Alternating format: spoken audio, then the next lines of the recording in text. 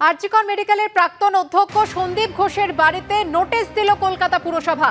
সন্দীপ ঘোষের বাড়ির একটি অংশের নির্মাণ হয়েছে বেআইনিভাবে, সেই ছবি আপনারা দেখতে পাচ্ছেন। দিনে দুবার ব্যবহার করো স্টপেজ ক্রিম আর নিজেকে রাখো এভারগ্রিন। কেয়াশেক আরোমা থেরাপি স্টপেজ ক্রিম আর খুঁজে পাও নতুন আমিকে। বিস্তারিত জানবো, কথা বলবো আমাদের প্রতিনিধি অর্ণব মুখোপাধ্যায়ের সঙ্গে। অর্ণব, কি লেখা রয়েছে এই নোটিশে? দেখো, এক ব্যক্তি কলকাতা পুরসভায় 11 তারিখ অভিযোগ দায়ের করেন যে সন্দীপ ঘোষের যে বাড়ি রয়েছে সেই বাড়ির বিভিন্ন অংশ বেআইনিভাবে নির্মাণ করা হয়েছে, এটা তিনি অভিযোগ করেছিলেন। তো সেই অনুযায়ী কেউ যদি অভিযোগ করেন সেক্ষেত্রে হচ্ছে কলকাতা পুরসভা একটা হিয়ারিং এ ডাকে থাকে এবং সেই অনুযায়ী আজকে কলকাতা পুরসভার তরফ থেকে এই যে বাড়ি রয়েছে সেই বাড়ি হচ্ছে বদন রায় লেনে যে বাড়ি রয়েছে সেই বাড়িতে আজকে একটি নোটিশ দেওয়া হয়েছে এবং সেখানে যেটা লেখা রয়েছে যে সন্দীপ ঘোষ এবং তার সঙ্গে তার আরেকজনের নাম রয়েছে এবং তাদেরকে কিন্তু ডাকা হয়েছে হচ্ছে কলকাতা পুরসভায় 30/9/2024 তারিখে 11টা নাগাদ তাদেরকে ডাকা হয়েছে এবং সেটা হচ্ছে যে তোমার কলকাতা পুরসভার যারা আধিকারিক রয়েছে তাদের সঙ্গে দেখা করার জন্য ডাকা হয়েছে, এমনটা জানা যাচ্ছে। তো যে ব্যক্তি অভিযোগ করেছিলেন তিনি 11 তারিখ অভিযোগ করেছিলেন তার বিভিন্ন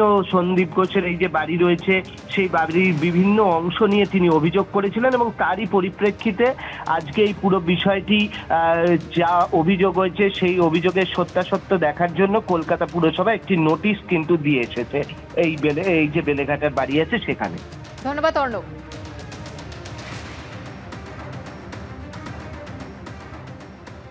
আরজিকর কাণ্ডের মধ্যেই দক্ষিণ 24 পরগনার বারুইপুরে নাবালিকাকে ধর্ষণের অভিযোগ। গৃহশিক্ষকের বিরুদ্ধে অভিযোগ উঠেছে, অভিযুক্ত গৃহশিক্ষককে গ্রেফতার করেছে পুলিশ। বেশ কিছুদিন ধরে মানসিক অবসাদে ভুগছিল মেয়ে। মানসিক স্বাস্থ্য কেন্দ্রে চিকিৎসা শুরু হওয়ার পর বিষয়টি সামনে আসে, এমনটাই দাবি করেছে পরিবার। অভিযুক্ত গৃহশিক্ষক পেশায় রেলের কর্মী, এমনটাই খবর পুলিশ সূত্রে। পরিবারের তরফে বৃহস্পতিবার বারুইপুর থানায় অভিযোগ জানানো হয়। রাতেই গ্রেফতার করা হয় অভিযুক্ত গৃহশিক্ষককে। পুজোর সময় পুলিশের জমায়েতে নিষেধাজ্ঞা নিয়ে হাইকোর্টে মামলা। জমায়েতে এই নিষেধাজ্ঞা নতুন কিছু নয়, 2023 নভেম্বর থেকে লাগু রয়েছে। প্রতি 6 মাস অন্তর তা পুনর্নবীকরণ হয়, জানালো রাজ্য। জমায়েতে নিষেধাজ্ঞা রয়েছে শুধুমাত্র ধর্মতলার কেসি দাস থেকে ভিক্টোরিয়া হাউস এলাকা পর্যন্ত, জানালো রাজ্য। রাজ্যের এই বক্তব্য ঠিক নয়, পাল্টা সওয়াল করলেন আইনজীবী বিকাশ রঞ্জন ভট্টাচার্য। তাহলে এই এলাকায় যে পুজোগুলি হয় সেগুলির কি হবে? সেই পুজোগুলির অনুমতি তো বাতিল করতে হবে। মন্তব্য বিচারপতি রাজস্বী বরদ্দাজের। একদমই নয়, এই ধারা শুধুমাত্র ওই 50 থেকে 60 মিটার এলাকার জন্যই বহাল, জানালো রাজ্য।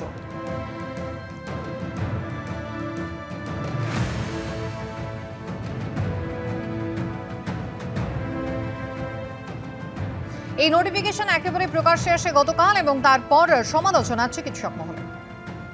নির্বুদ্ধিতা ছাড়া কিছু বলার নেই। এভাবে এগুলো ওই যত এগুলো করবে, যত চোখ রাঙাবে, যত এই ধরনের বেআইনের বাঁধনে এগুলোকে বাঁধতে চাইবে, ততই কিন্তু প্রতিবাদের কণ্ঠস্বর দৃঢ় হবে। কাজে আমার মনে হয় এগুলো প্রশাসন না করলেই পারত। সরকারি আইনজীবী জানিয়েছেন নির্দেশিকা নতুন নয়, নির্দেশিকা লাগু হয়েছে গত বছরের 2023 সালে 30 নভেম্বর থেকে। প্রতি 6 মাস অন্তর তার পুনর্নবীকরণ করা হয় এবং সেই মতোই নির্দিষ্ট করে 50 থেকে 60 মিটার জায়গা, অর্থাৎ ধর্মতলার কেসি দাস থেকে ভিক্টোরিয়া হাউস পর্যন্ত জায়গার ক্ষেত্রে এই নিষেধাজ্ঞা বলবৎ হচ্ছে। যেখানে 5 জনের বেশি জমায়েত করা যাবে না। 163 ধারা বহাল রাখার কথা বলা হয়েছে, আগে থেকেই তা বহাল রয়েছে এবং সেখানে শান্তি শৃঙ্খলা নির্বিঘ্নে রাখার জন্য এবং তার পাশাপাশি যানবাহন চলাচলে যাতে কোনো সমস্যা না হয়, তাই আগে থেকেই এই নির্দেশ ছিল, এমনটাই সরকারি আইনজীবী জানিয়েছেন। চিকিৎসক দীপ্তেন্দ্র সরকার কি জানাচ্ছেন এই প্রসঙ্গে শুনুন। আমার মনে হয় যে পুলিশ প্রশাসন কোন অ্যাঙ্গেল থেকে এটা করেছেন সেটা অনেকটাই স্পষ্ট, কিন্তু আন্দোলনের ভাষা পথের বাইরেও হতে পারে। আন্দোলনের ভাষা আমার জামাতেও লেখা থাকতে পারে, আমার আন্দোলনের ভাষা আমার দৃষ্টিতেও লেখা থাকতে